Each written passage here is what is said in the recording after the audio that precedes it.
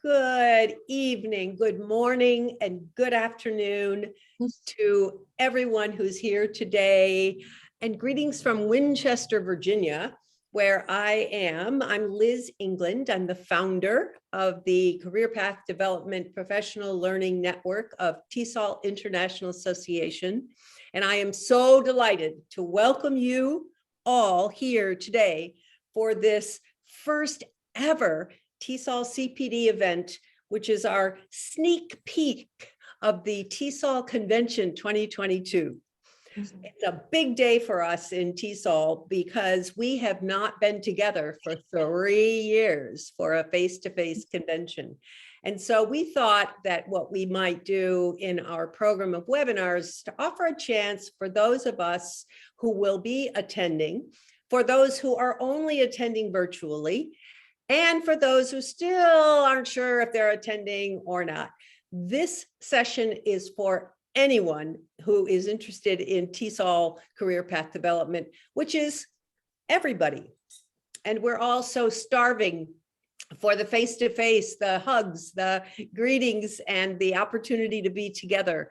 And it'll be wonderful to see some of you there. For those of us here today who will be with us in Pittsburgh, yay! I'm so excited to be seeing you. I'll be going and I can't wait to see you there.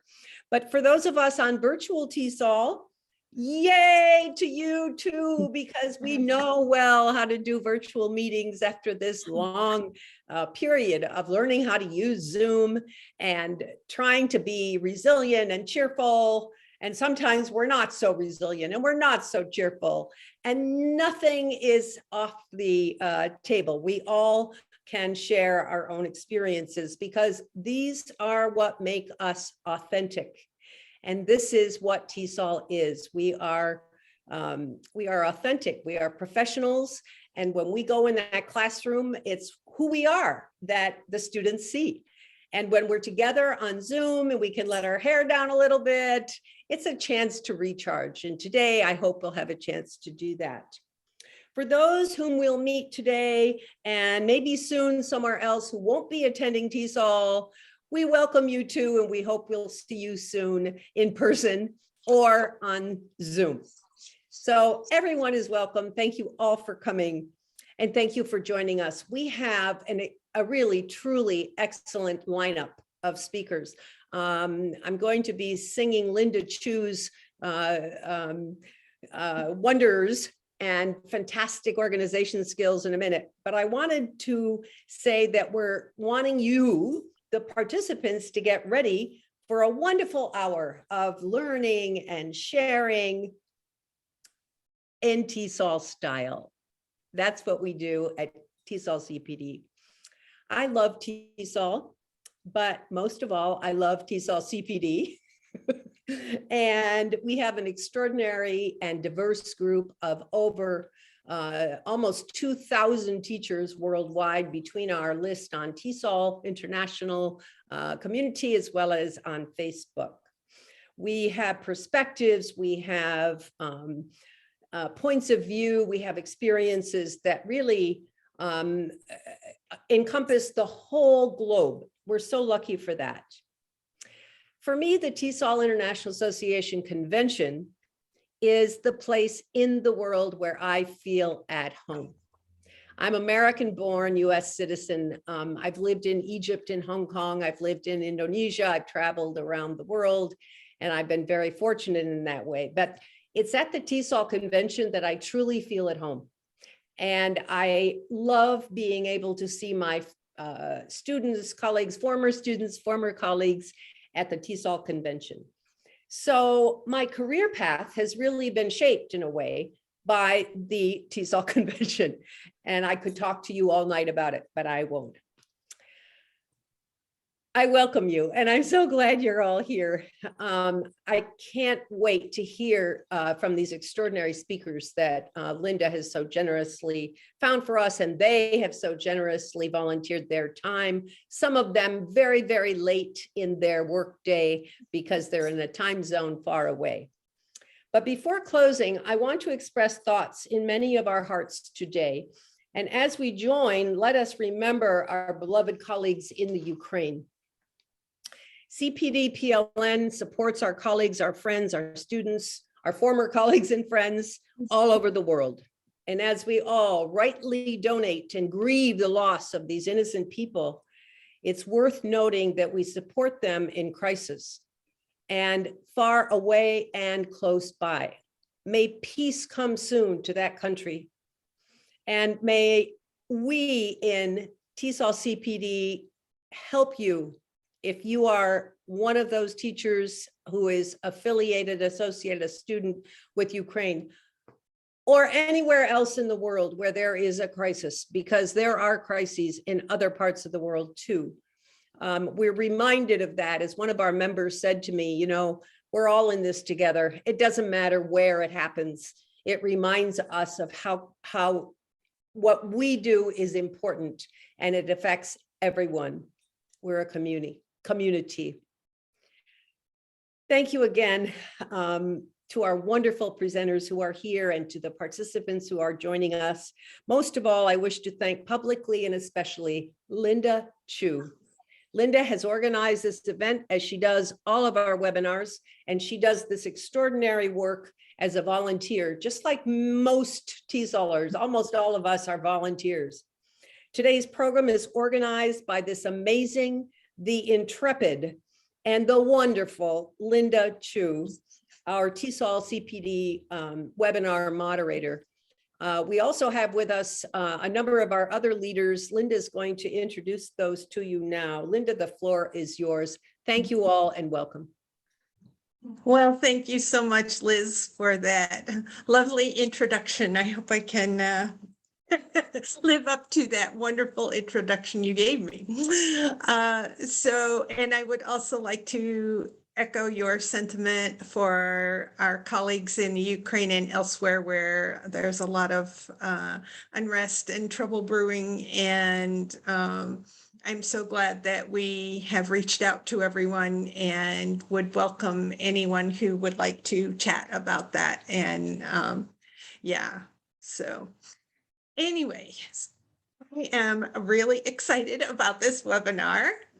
We have 7 speakers, and some of whom are on our Tesol CPD team. So we have Julie Lake and Liz England, and we have Charlene Castellino, and we are so excited for this. But in addition to that, we have our good friend Kate Mastroseria Reynolds joining us, and we have Lynn Linvung, who is here joining us. We have Hind, our good friend Hind, who is 2 a.m. up at 2 a.m. And we have Hassoum Diop, who is, I believe, from Senegal, who is going to tell us about his presentation. So I thank all of you for joining us and for offering to tell us about yourself. I will name the names, but not introduce everyone. So please introduce yourselves and tell us about your topic, okay? And thanks to all of our audience members who are joining us. We appreciate that, and we're so happy to have you. Okay, so first up is Julie Lake. So Julie, I will turn it over to you. Wonderful. I'm just going to share my screen, so give me 2 seconds. Okay. All right. Well, thank you so much for inviting me to present to Linda and to Liz, and thank you to Lynn for doing the tech today. It's really great to be here with all of you. My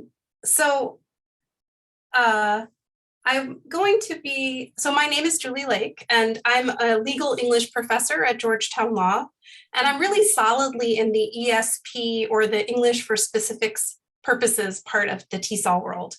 And I've been teaching English for academic or specific purposes for over 15 years. At the law school where I work with multilingual law students on their academic legal reading and writing and speaking and listening skills. And I'm a member of the Career Path Development Leadership Team, I'm going to be giving 2 different presentations at Tesol this year, both with my colleague at Georgetown Law, Dr. Heather Weger, who you can see on the slides. And both presentations are highly interactive with opportunities to reflect on the ideas and integrate them into your teaching context. So the underlying goal of our presentation is to use an asset-based lens, either in our pedagogical approach or our materials design. So Linda asked me to answer the question, what made you want to give this presentation? And I can say it wasn't just one event, but many. So students at the law school where I work are rightly pointing out places where the curriculum decenters certain populations. So takes certain students and takes them away from the center. And we've had a few events in the past few years where professors have exhibited racist behavior. These are well-intentioned professors who have created incredibly great harm. This got us thinking about our own teaching practices and how multilingual students experienced our curriculum, our teaching, and our materials. So our inspiration for these presentations is that we need to use more purposeful language instruction in the field of English language teaching and in our own classrooms. So in response, the language teaching field has moved from a deficit-based to an asset-based model of instruction that recognizes the benefits of being multilingual in many environments, including academic and occupational ones. This movement to better involve students is aligned with the research. Students learn better when my slides are a little funny. Students learn better when they're more empowered and integrated into their own learning. And we as teachers can better involve students when we recognize who we are in the classroom, which is our positionality. So that's the different identities that we present to each other and our students. So the first presentation that I'll be giving is called Journeys Toward an Asset-Based Pedagogy for Language Teaching. And it tells the story of the collaborative journey that Heather and I have been on to rethink our approach to language teaching in our own English for law purposes classrooms. Out of this journey, we developed a 3-stage reflection-based framework in which we increased our awareness of the linguicism or the linguistic discrimination inherent to our classrooms. And we explored an asset-based pedagogy with a social justice focus.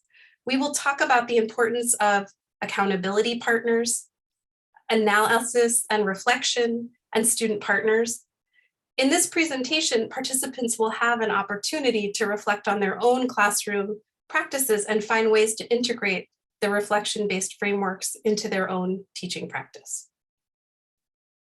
The second presentation, From Needs Analysis to Enactment Materials Through an Asset-Based Lens, is the next part of that journey. So Heather and I will show how we designed materials with an asset-based lens using formal and informal needs analyses, both at the program-wide level and the classroom level. And this asset-based lens foregrounds the strengths of the multilingual students we work with and strives to balance their academic and non-academic needs in law school. We will provide examples of our materials and give participants a chance to evaluate and adapt materials in their own learning context. So thank you for your attention. I look forward to hearing what everyone else is going to be presenting. I hope you can join for one or both of our sessions. You can see the information on the screen. So our first presentation on pedagogy is Wednesday, March 23rd from 4:30 to 5:15. And the one on materials development is Friday, March 25th from 9:30 to 10:15. Thank you so much. Thank you so much, Julie. Great. So I also put a link into the chat box for anyone who would like to see all of the presentations are listed there, all of the presenters and the different things, their topics and the times. Okay, now we'd like to move on to, and we will save questions for the end if anyone has questions. Okay, so let's move on to Kate. Hi, everyone. I'm Kate Mastroserio Reynolds. I work at Central Washington University.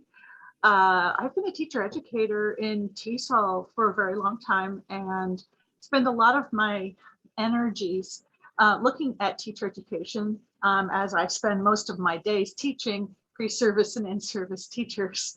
So my university prepares the most teachers who go out in the public schools in the K through 12 for the state of Washington. So we have a lot of people going out at all times. And so I get to work with a wide variety of TESOL specialists and people who will work with English language learners, multilingual learners in their classrooms. So I have a couple different presentations of TESOL, and Linda just encouraged me to choose the ones that I wanted to talk about. So I'm going to show my screen if that's okay.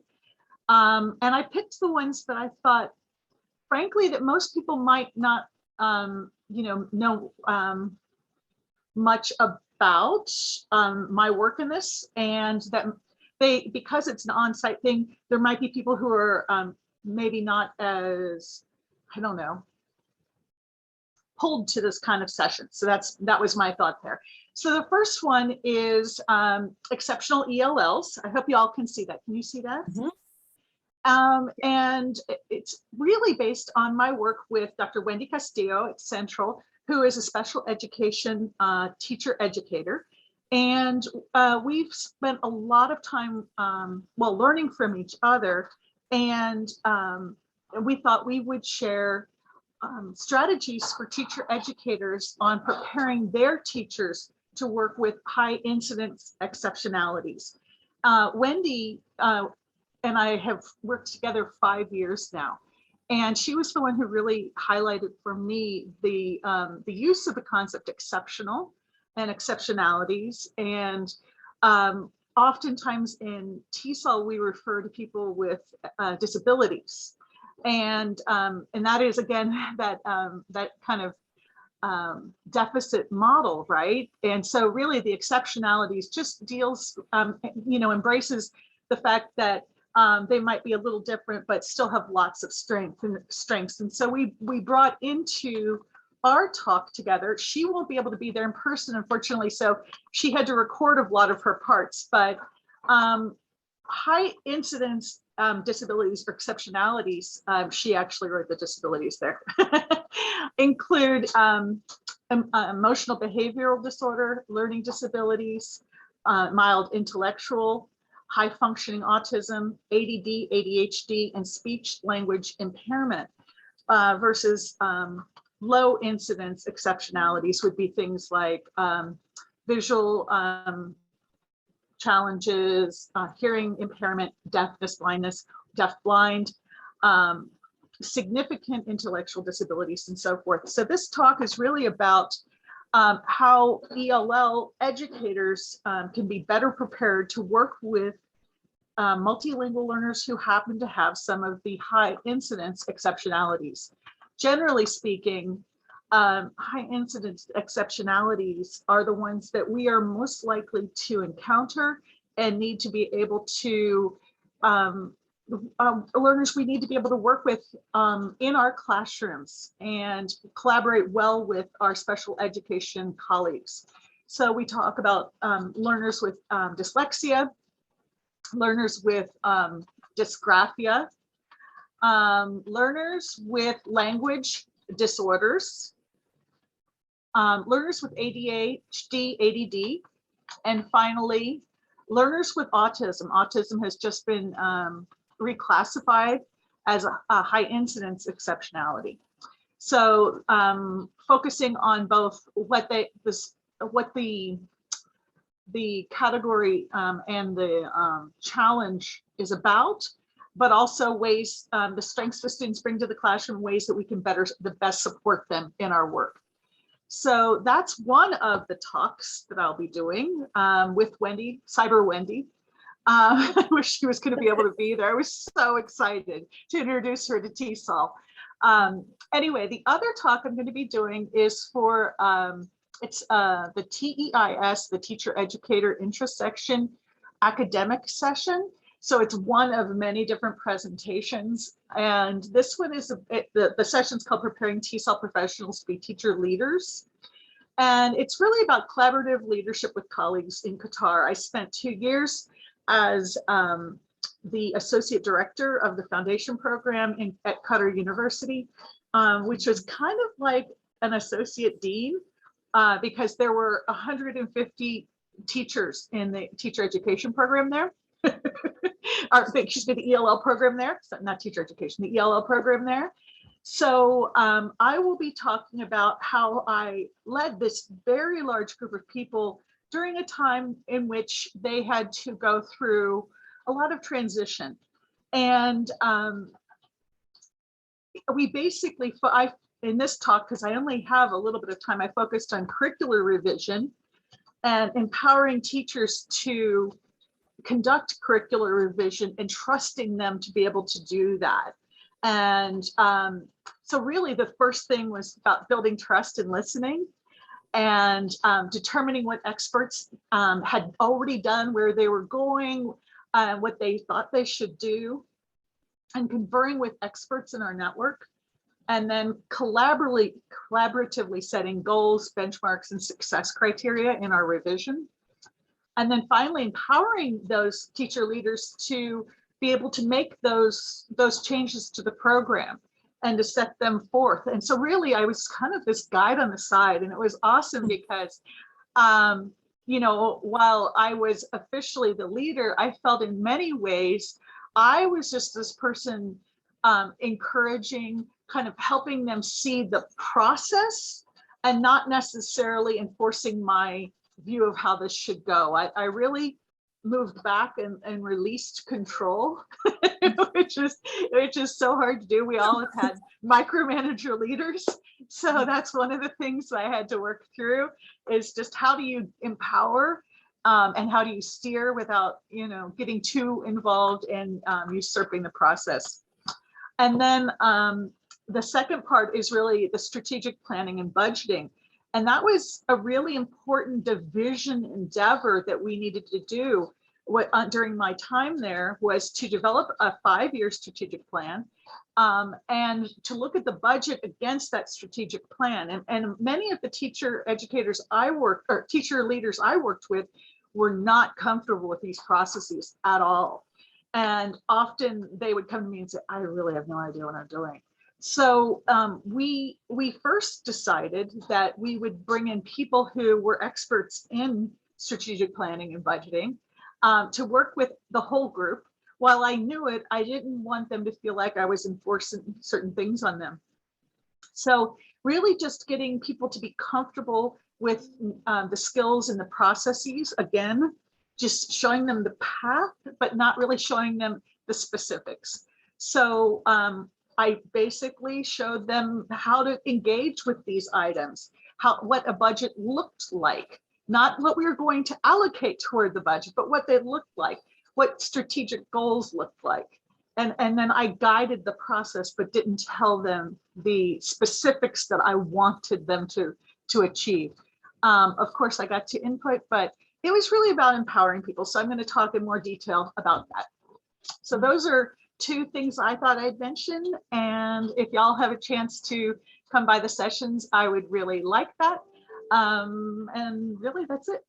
Thank you. Thanks everybody for inviting me too, by the way. Great. Thank you so much, Kate. Such interesting and much needed conversation, I think, on some of those topics. So yeah, very excited to see those. All right. Next up, I would like to invite Charlene. Wow, can you hear me, everybody? Yes. Yes. That was hard to follow.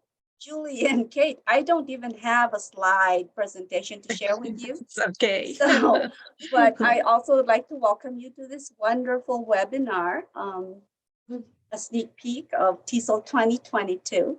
My presentation is going to be short, so we'll have more time to listen to better and speakers who have more to say and better things to say than I do.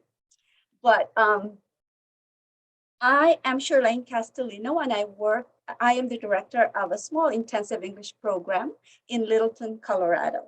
Our IEP is called Spring International Language Center, and this is located right across from the main campus of Arapahoe Community College, ACC, which is our partner institution. Some IEPs, whether it's standalone IEP or university-owned IEPs, continue to struggle with effective collaboration with their host institution or getting visibility on campus, and especially with turnover of university personnel. We all know that that happens. So at the last in-person TESOL conference, I actually met a teacher, an IEP teacher. I think she was from Texas, a university in Texas. And we got to talking about our classes, specifically an advanced listening speaking class that she was teaching at that time. And I mentioned that one of the major activities that we do or assignments that we do with our students was to visit a college class and report on it. She asked if it was easy, or was it challenging to get classes to visit or to observe. And we already have a system going on, and it isn't that easy for students to email or contact teachers or professors at the community college. So she said that it's a different ballgame for them because some of the faculty members don't really know who they are or understand who their program is or who their students are. And sometimes their classes are taught by TAs. So it's really challenging to communicate and want to observe classes. And that was my aha moment. Ooh, that's a good TESOL presentation. Maybe I can then describe our situation. So naturally, my title is Effective Collaboration Between IEPs and their host institutions. And I am going to talk about, it is a poster presentation, but I will show what we've been doing, what we do in our schools so that we can maintain partnership, effective collaboration, visibility on campus with between ACC and Spring International. Since we started in 1979 in the community college. And so I know that my audience is limited to IEPs, but I do want to encourage all of you who are going there in person to come and check out the poster area session. If you haven't yet, most of you may have been going to TESOL conference, but if you want to network, the poster area is actually a really good place to network. The presenters can actually individually chat with you as opposed to waiting for this really great presenter to talk to her at the end of a presentation and you're in line, but then you have to go to the next presentation. So you don't get to talk to them. So we can actually chat with you and I can answer your questions. I can just talk to you, whether it's about IEP, CPD, PLN, which I am also part of. And we can just visit. So I would like to see you on Friday from 12:30 to 1:45. We'll be there, poster session area. Thank you. Thank you so much, Charlene, for that wonderful presentation. I loved it. And you are so right. I love the poster sessions at TESOL. They're always so much fun. So have fun while you're doing that. I'm sure you will. All right, next up we have Liz England. Well, I am so grateful to be here, and I wanted to quickly thank Amber Kelleher, our new executive director, who's dropped in for our presentations and must run because she has other work. Amber, thank you so much for joining us, and thanks for your note in the chat box. Most of all, I want to do an addendum to Charlene Castellino's presentation. Charlene, like a lot of directors of IEPs these days, is teaching on top of her administrative work. And she joins and works with us on our CLIMB program. I'll be talking about that in a second. Just extraordinary professional. And here she is, a veteran TESOL at the stage of her career. She's sort of coming into the home stretch, if you will. She's a veteran and she's working harder than ever and making more of an impact than ever before. Posters were often, I used to have graduate students start TESOL presentations with posters first because they're less intimidating. So the graduate students would do posters. Here's Shirlane doing this fantastic, and it's not true. Posters have so much to offer to the audience in ways that Shirlane's already outlined. Thank you, Shirlane, for your presentation and for your service. I, like Shirlane, have no PowerPoint like my jazzy colleagues, but I wanted to take a few minutes to promote a couple of events. I have 3 for which I'm sort of engaged. The last one is with Lynn Clark, who's here, and she's going to describe for you this really cool project that we are going to report on at TESOL. And it's, I should have put the thing in front of me and I forgot. Lynn, you know the title. Here it is. It's called Unexpected Empowerment, Sustainable Remote Professional Development. And it's about a project that we did with Career Path Development with our little group and the TICE, the Texas International Education Consortium. We did a joint project with them and we can't wait. Lynn will be telling you about it in more detail. Unexpected empowerment is a wonderful term. Don't you love it? The second presentation is virtual. So for those of you who plan to attend it, I don't know if we've had one of those yet. It's called Publishing in TESOL, Insights and Tips for Success. I'm doing that one with Siduri Christensen from Texas and past president Luciana de Oliveira in Virginia now. The 3 of us did a presentation for the English Language Programs Office of the U.S. Department of State on publishing. They loved it. We loved it. We asked TESOL if they would love it, and they said we would love it for the virtual convention. So this is a pre-recorded session that we've already done on the topic of publishing and how it's sort of intimidating. Oh, publishing, how do we get it? As experienced teacher educators like Kate too would be a wonderful addition to our group.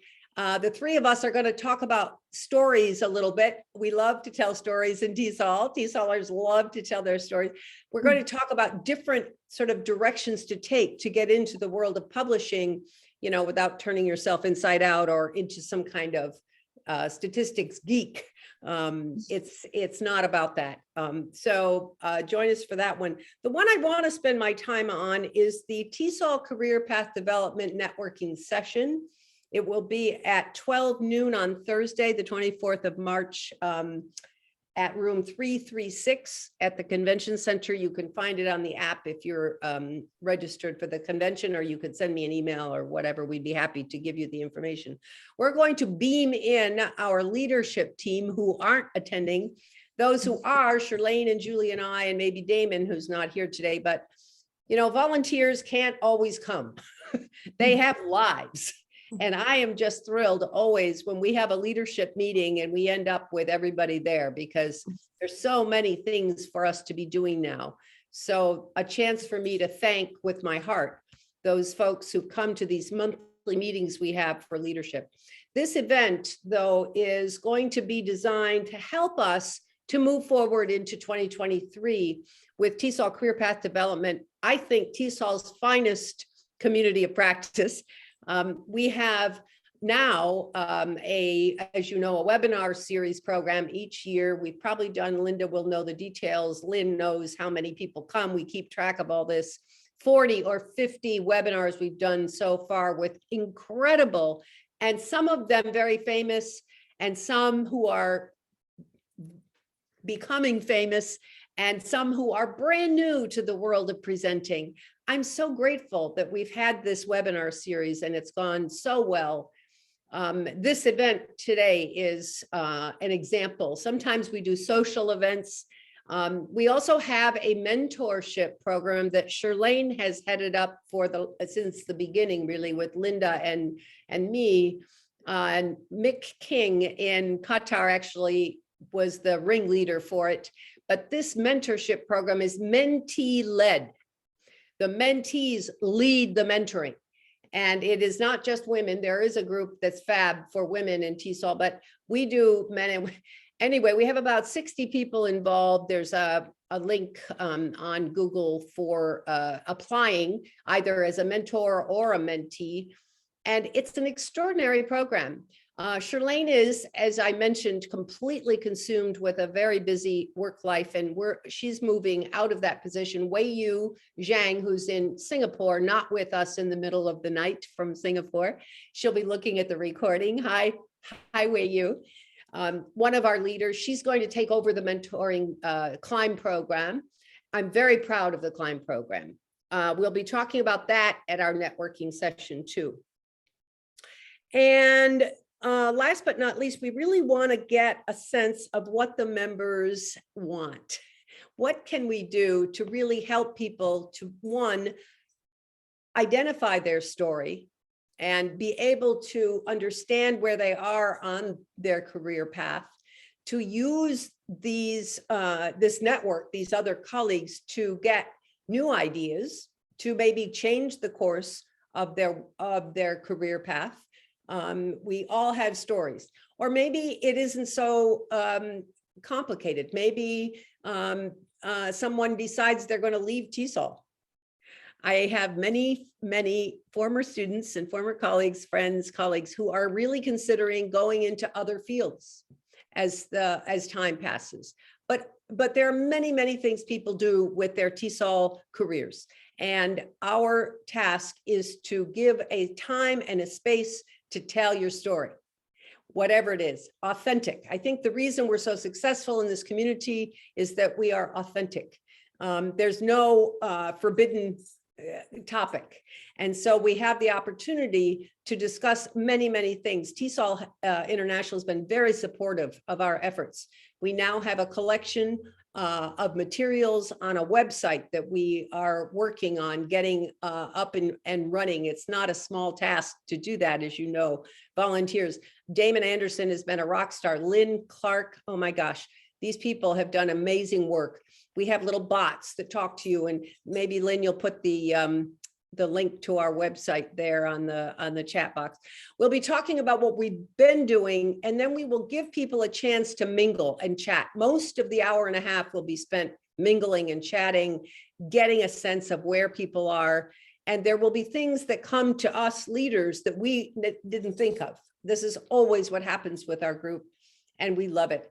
Please join us if you're going to TESOL. We will be beaming people in on Zoom, and we'll be making announcements about that. I know it's a little late. I wish we had this all in place. It's been difficult this year because of the hybrid nature of the convention. People haven't even known if they're going to be able to come or not be able to come. So planning has been a little bit late this year. You know, we've learned how to be flexible and roll with it.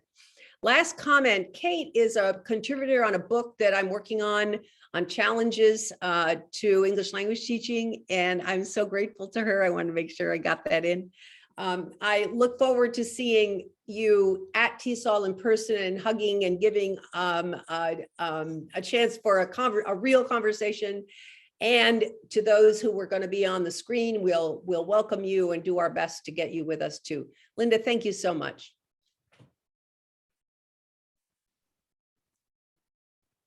Muted. Thank you so much, Liz. I really appreciate all of that wonderful information, and especially about our CPD group and our webinars. And if any of you have any webinar topics or folks who you think would be great for our webinars, please let me know.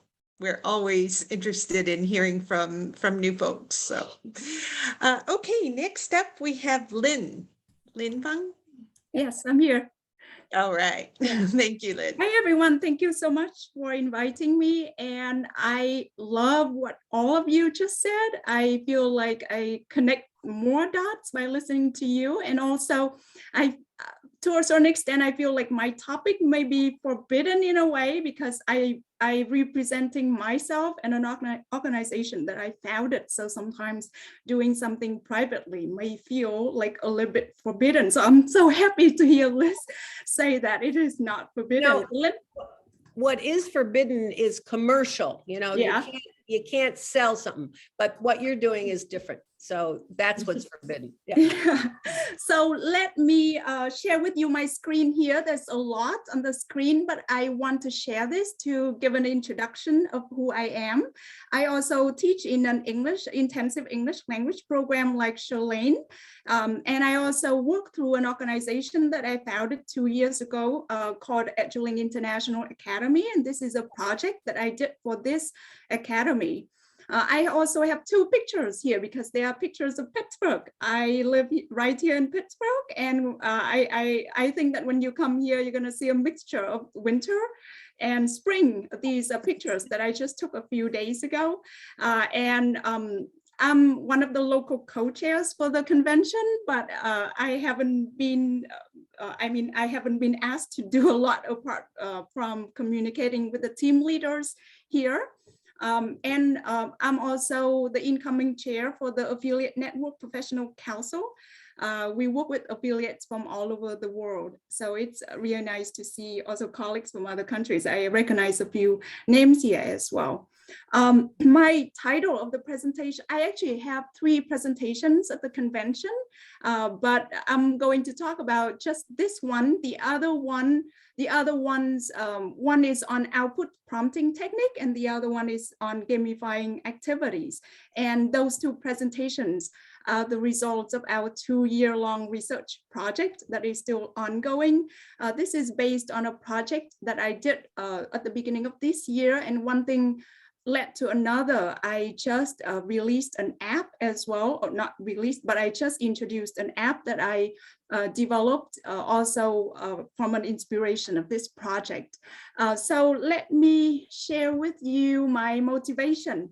Actually, some of the things that I have always been doing include connecting learners. Over the years, I have organized so many activities for students to communicate and to talk with each other. And with the virtual environment, I kept doing it. And I'm sharing with you one of the most successful events that I organized. We had music, we had talking, we had sharing. It was just really heartwarming and was really satisfying. So that is one of the motivations for my project. Another motivation, maybe this is related to career path as well. What happened in February and March 2022? This year, I actually was furloughed from my university. We didn't have enough students. Actually, we had a few students, but they decided to cancel the classes and we lost the partnership. And I'm still not very happy about the decision because it's not a good decision. But anyway, I was furloughed, so I could spend more time on this project. And later on, you will find out that it actually took a lot of time. I did it for free. I engaged quite a few students talking with one another. And then this is more like an academic motivation in a way. Maybe you would agree that English is a lingua franca when people with different language backgrounds get together. And if they know English, then English is a common language. And you may agree that also oral communication is an important goal for many language learners. Learners want to learn English to communicate, yet there is a lack of opportunities to speak English, and especially in the context removed, or the target language removed context. So that's why I wanted to start something to get students together to talk with one another, and that was the motivation for this project. In the presentation, I will talk about existing models of connecting students to talk, right? You might have heard of a telecollaboration that started many, many decades ago from Penn State, for example, is some of the projects there. Virtual exchange, perhaps you have heard more about these terms, especially in the field of international education. People have also come to social media and different apps to communicate with native speakers and with one another. And there are other models as well in terms of face-to-face. You know that learning beyond the classroom is common. You may hear about language corners or language tables and all conversation hours, all of those activities to connect students to talk with one another. So with this project, I called it Edgeling Everyday English. And I used Facebook and Discord to connect learners to talk with one another. And basically the project involved videos, and I will show you a few screenshots. And I wanted to focus on everyday conversations, academic discussions, some IELTS TOEFL topics, table topics, communicative tasks as well. In terms of topics and tasks, one of my areas of interest and research is in task-based language teaching. So when we develop topics for students to talk about and tasks for them to perform, I take a lot of things into consideration, but you can see that these are some of the topics and the tasks that I developed for the project. Before the learners participated in the live sessions that I organized every week for 13 weeks, actually every week for 13 weeks. I shared with them a recorded interview to kind of model a conversation, model a discussion. I also analyzed the language there. So they watched the video, they studied the questions in the advance, and then they joined and talked with other students every week at 9 a.m. on Monday, my time. I think that's what I remember. And then I used Discord just because of a lot of functions and features available. And I discovered that this platform was used by a lot of clubs and different universities. The students actually already use this to communicate with one another. And finally, I will talk about the assessment of the project, because I did collect data from students in a form of a survey every week, as well as at the end of week 10. So I will have some assessment information there as well. So my conclusion to you or maybe to teachers who are listening here is, to me, actually, I did it just because I enjoyed the process. It took a lot of time. And my conclusion for myself, and perhaps maybe it may apply to others, is keep doing the work that you enjoy, and maybe the dots will connect in the future, and maybe one thing will lead to another, and things will transform in interesting ways as well. I can certainly say about the past 2 years that a lot of things kind of transform me in interesting ways. I cannot say that I'm successful in terms of getting a higher position or having more money, but it's just that I enjoy the work, and maybe the dots will connect in the future. If you're interested in hearing more about this presentation, it's on Friday, and the information is on the slide here. I don't know how long it took me, but thank you for listening. Okay. Thank you so much, Lynn. That was really great. And what an interesting topic. And I am sure that you will have lots of participants at your session. Next up, we have Hind. Hello, everyone. Thank you for inviting me. I'm very happy to be here. And I'll just share my screen.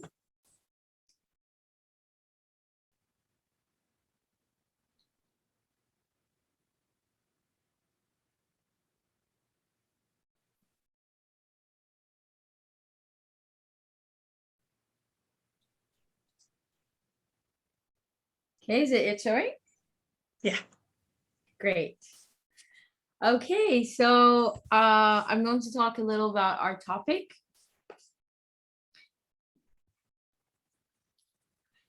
So our topic is challenges facing women in TESOL, focusing on non-native speakers, and it's by our team, the Mentorship in ELT PLN, and it's a pre-recorded session. But we have live Q&A. It's on Wednesday, Wednesday 23rd at 10 a.m. to 11:30. So I'm going to talk a little about me. My name is Hind Ilyas. I'm based in the Kingdom of Saudi Arabia. I work at Niagara College, and we have this joint project between Niagara College, the National Aviation Academy, and Saudi Aramco, where I teach aviation trainees. And it's the first time teaching male trainees in Saudi Arabia, and it's a wonderful experience. I'm crazy about Tesol. So I'm the chair of the Professional Development Professional Council. If you're connected with me on Facebook or LinkedIn, you'll probably know that I'm driving everyone crazy with Tesol posts. And committee member of the ELT, Mentorship and ELT Committee, British Council Elton Awards judge, and founding member of the English Language Listening Society. Now I'm going to talk about my Tesol roles. So I'm the chair of the Professional Development Professional Council, committee member, as I mentioned, a reviewer, a new member, coach, and yeah, I like doing different things in Tesol. So this is where I work, the National Aviation Academy.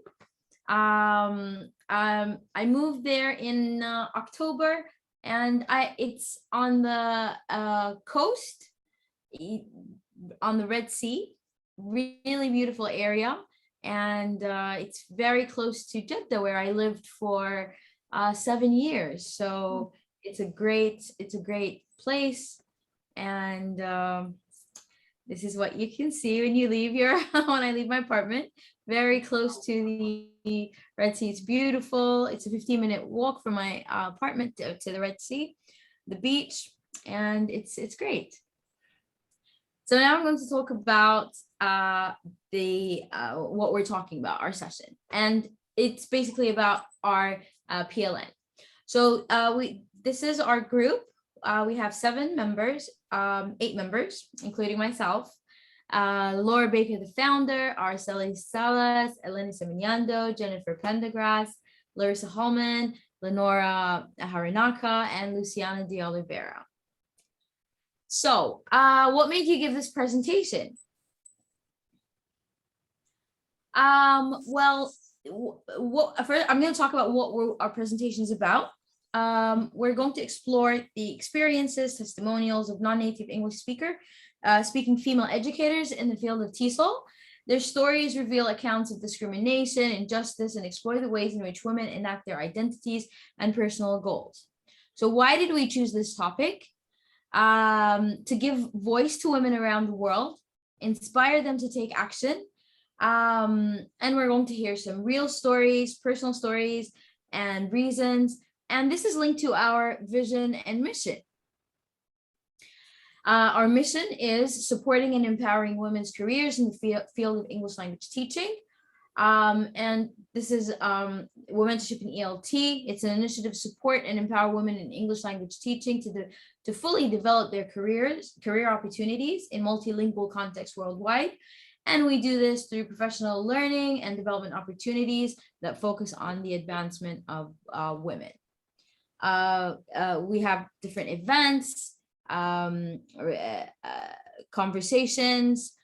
We had a first symposium, getting women from all around the world. We had 2 men as well, George and James. They also joined us, and it's great, an opportunity to get women to talk and talk about their problems and what do women talk about. And this is what women talked about in our project: overcoming shyness, gaining confidence, living a harmonious life, professional development, accomplishing goals, leadership, empowering girls, mentorship, professional learning networks, empowerment stories, and so many different topics. So that was the end of my presentation, and we'll be there for Q&A live, and we hope to see you there. Wonderful. Thank you so much, Hind, and thank you again. What a great topic. And thank you again for being with us at, what is it now, 3 a.m., close to 3 a.m. at your place. Yeah. That really is impressive. We certainly appreciate it. Thank you. It's a pleasure. And do we have also with us Hasim Diop? Are you here?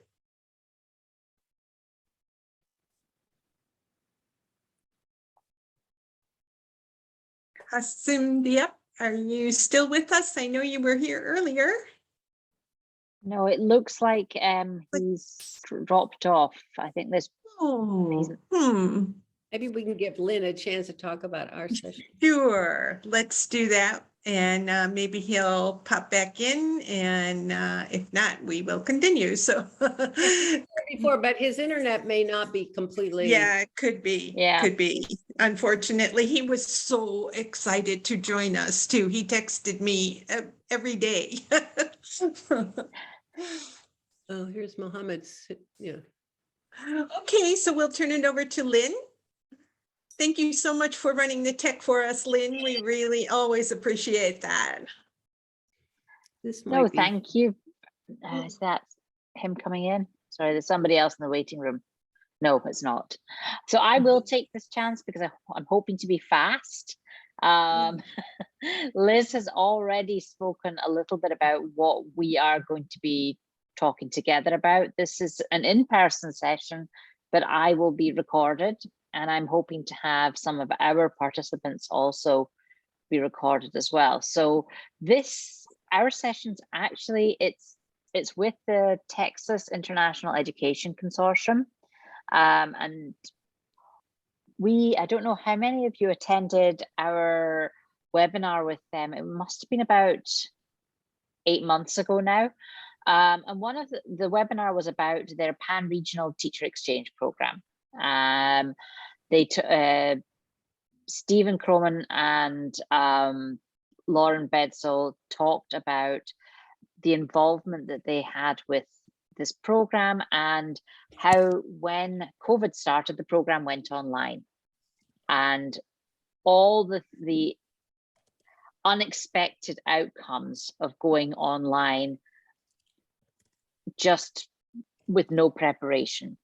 And Liz and I were talking immediately afterwards, and we thought this is awesome because this is a program that has been designed a specific way and has had to go online. But it's also a program where the format is not that dissimilar to our own CPD format for our webinars. And for the work that we're doing, for the work that Charlene and Liz and Linda have been doing with the mentorship program, all these different pieces are very similar. So we wanted to do a comparison between the two different initiatives and the way that those initiatives have developed. And that's basically what we've been working on with Tyke. I'm really excited to be involved in it just because it's so very different from what I usually present on, which is much more in line with what Shirley is presenting on this year. So this is it's new for me as well. And so what we wanted to do was to basically unpack and show the inspiration that you all give us every single time we hold one of these webinars. I think that's it, isn't it, Liz? That's the only thing I'd add is that everything Lynn said is exactly right. The thing that was so amazing to me was those of you that we see in a little square, North Africa and Middle East are the participants in the project that Tyke runs. And we were invited to be a part of it. And what I was shocked that online worked for these teachers. That's the short version of the story. And the ways in which it worked was very new to me, as Lynn was saying. We're going to be talking about that in more depth at our presentation. But this is a very touchy-feely culture. I lived in Egypt for 6 years, as many of you know, and some of you have experience in the region, are from the region. And so it's the role of culture in this training, and how do you help teachers to move on their career paths? And some of them were administrators as well. It was a very interesting and different process. The roles of men and women. There were men and women in the group, and the way that played out, in the power structure and all. It was very interesting. Thank you for listening. okay. So I think that was pretty much it from our presentation, which will take place on, oh, Linda, I've lost the document. I've got too many windows open. On Friday. On Friday, at, I want to Noon. say, Unexpected Empowerment is Friday, the 25th of March, 11 to 12:15, room 310. We'll put all this up on our tsol.org community and elsewhere, but that's if you want to write it on your calendar. Friday, 25th of March, 11 a.m. Great, wonderful. Thank you so much, Lynn and Liz. Appreciate that. And so seems like we have lost Asim, but I would like to at least give you the information that he has. His topic is designing and implementing a blended learning English program in Senegal. And his is on Friday, March 25th at 3:30. And he is in room 327 at the convention center. And once again, all of the presenters' information, I put a link in our chat, so you can have that link to the Google Doc. Yeah. And now if there are any audience members or if anyone would like to ask a couple of questions, we're at just about the end of the hour. But for those of you who would like to stay and chat, we would be happy to stay for a few minutes. So we'd like to open it up for if anyone would like to ask a question. So just go ahead and unmute and fire away if you have a question for anyone.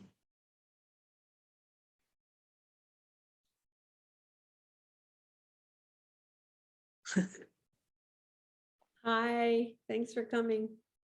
Hi everyone, I'm Muhammad Siddiq, connecting from Sri Lanka. Oh. Actually, I just realized it's 1 hour past already, right?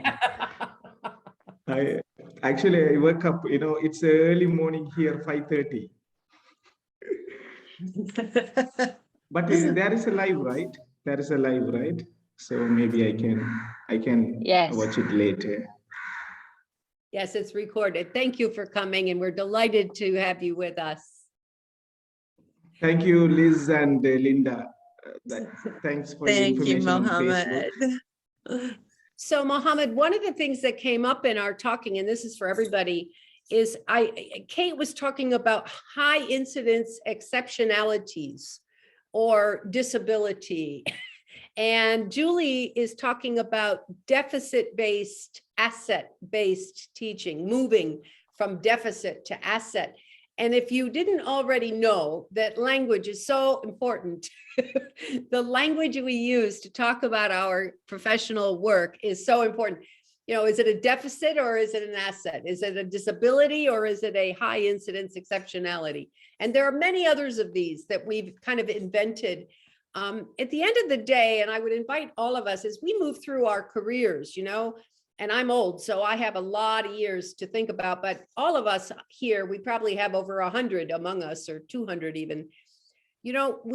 We've looked at different issues and named them different things, but at the end of the day, what we've done is raised an issue, right? I mean, we've made somebody think about disabilities in a new way, or asset, or in a new way. And I would invite us to keep our minds open. These days we hear these words sometimes and expressions that throw us a little bit. And as we get older, and as we move through our careers, new things come. And that's what's happened this past 2 years. All this technology, it's made our whole language has changed. The way we think about ourselves has changed. And we're talking about identity, career identity, and so on. Somebody else was talking about that. Building trust and listening. I'm sorry, I don't know who talked about it, but it's brilliant to bring that up. All of these things have changed in the last 2 years. And we have to say, oh, it's been such a challenge, or it's been so good, or, Zoom isn't so bad. No, it's us who have changed. We have changed. And I would invite us all to really like dig in on that. How have I changed? It's not just the words I use, right? It is words I use. It is if I know which button to push on my machine. Yeah, okay, I know technology, but how have I changed deeply as a professional as I've moved through this stage of my career path? It's a cool night. I'm really excited because I've written down a ton of things for myself for my own changes that I've witnessed. Thanks for helping me see things in new ways.